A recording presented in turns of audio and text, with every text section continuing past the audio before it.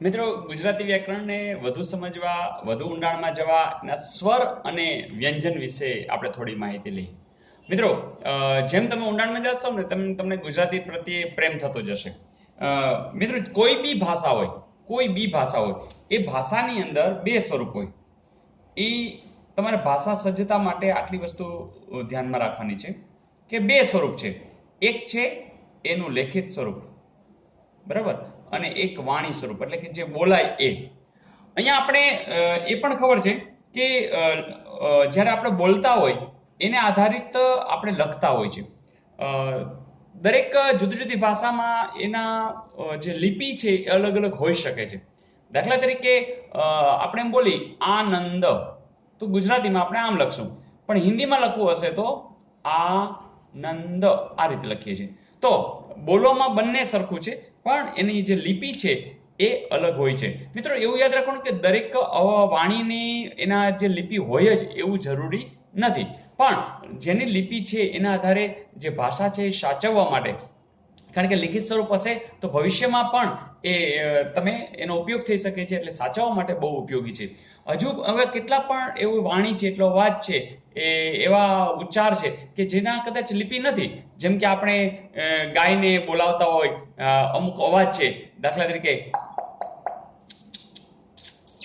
તો એવા કેટલાય અવાજ હશે અને કેટલી એવી વાણી હશે કે જેના સ્વરૂપ હોઈ ન શકે, પણ જે સિસ્ટમમાં અંદર આવેલા છે, જે આપણી જે સંસ્કૃત ભાષા છે એના અનુસંધાને આપણે જે ગુજરાતી ભાષા છે એનો જે લિંકઅપ છે એના આધારે આપણે સ્વર અને વ્યંજનની અંદર થોડીક ડિટેલ લેશું, ઓર મજા આવશે અને તમને આનંદ એ થશે કે આપણી જે ભાષા છે સંસ્કૃત કે એના આધારે ગુજરાતી, એ કેટલી ભવ્ય છે, એની અંદર કેટલી બધી સિસ્ટમ છે, એની અંદર કેટલું સુંદર રીતે આયોજન થયેલું છે.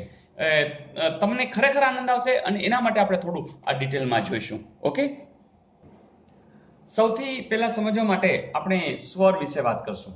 સ્વર વિશે આપણે આગળ વાત કરીએ એમ તમે જાણો પણ છો કે જેમ કે અ, આ, ઈ. જો તમે બોલીએ છીએ ને તો ધ્યાનપૂર્વક જોશો તો અ, આ, ઈ. આ શું કામ લંબાવીએ છીએ કે એ લંબાઈ છે એને આપણે દીર્ઘ પણ બોલીએ છીએ, બરાબર. તો આ દીર્ઘ સ્વર્ગ છે. તો જે ટૂંકું હશે તો એને આપણે રસ્વ પણ બોલશું, રસ્વ. તો રસ્વ અને દીર્ઘ છે એનું પણ અનુસંધાન આપણે જોતા જશું. તો અ, આ, ઈ, ઉ, બરાબર. પછી એ, ઐ, ઓ, ઔ. પછી તો અને અહ. મિત્રો, આવું આપણે શીખાતા, પણ હવે જ્યારે ડિટેલમાં શીખવું છે ત્યારે આ છે ને અમુક વિદ્વાનો સ્વતંત્ર સ્વર નથી ગણતા, એટલે હવે આપણે આને બાકાત રાખશું. તો આપણી પાસે સ્વર કેટલા થયા? તો અ, આ, ઈ, ઉ, પણ સાથે સાથે મિત્રો એક વધારાનું એડ કરશું અને એ છે રૂ. ફરીથી અ, આ, ઈ, ઉ, રૂ. એ, ઐ, ઓ, ઔ. બસ પૂરું. તો હવે એમ પૂછે કદાચ કે સ્વર કેટલા છે, તો તમે સ્પષ્ટ કહી શકશો 1, 2, 3, 4, 5, 6, 7, 8, 9, 10 ને 11 સ્વરો છે. હવે એમ પૂછવામાં આવે કે રસ્વ સ્વર કેટલા છે, તો તમે કહી શકશો 1, 2, 3, 4 છે. અને દીર્ઘ સ્વર કેટલા છે, તો તમે કહી શકશો 4 ને 3, 7 છે. એટલે કે રસ્વ 4 છે, દીર્ઘ છે 7 છે. ઓકે.